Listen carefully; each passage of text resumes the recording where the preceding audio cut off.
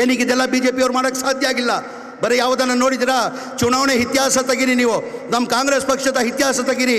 ಯಾವಾಗ ಚುನಾವಣೆ ಬರ್ತದೆ, ಜನಗಳು ಮುದ್ರೆ ಹೊಡೆದ್ರೆ ನಮ್ಮ ಸಾಧನೆಯನ್ನು ತೋರಿಸಿ ನಾವು ಮತ ಕೇಳ್ತೀವಿ. ನಮ್ಮ ಸರ್ಕಾರ ಇತ್ತು, ಇಂಥ ಕಾರ್ಯಕ್ರಮ ಕೊಟ್ಟಿದ್ದೀವಿ, ಇಂಥ ಭಾಗ್ಯಗಳು ಕೊಟ್ಟಿದ್ದೀವಿ, ಮುಂದೆ ನಮ್ಮ ಸರ್ಕಾರ ಬಂದರೆ ಇಂಥ ಕಾರ್ಯಕ್ರಮ ಕೊಡ್ತೀವಿ ಅಂತ ನಮ್ಮ ಸಾಧನೆಯನ್ನು ತೋರಿಸಿ ನಾವು ಮತ ಕೇಳ್ತೀವಿ. ಎಂದನ ಬಿ ಜೆ ಪಿಯವರು ಸಾಧನೆ ತೋರಿಸಿದ್ದಾರೆ? ಸಾಧನೆ 0. ಯಾವುದೂ ಇಲ್ಲ ಅವ್ರದ್ದು.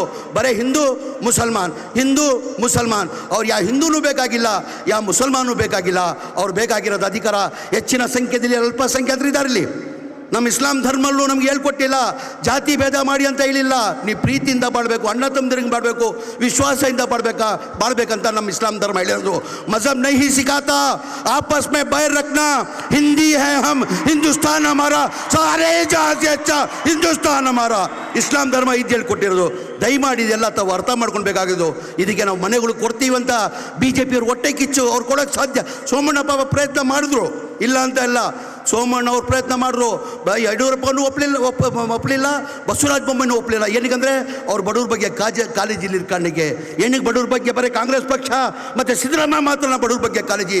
ದಯಮಾಡಿದೆಲ್ಲ ತಾವು ಅರ್ಥ ಮಾಡ್ಕೊಳ್ಬೇಕಾಗ್ತದೆ.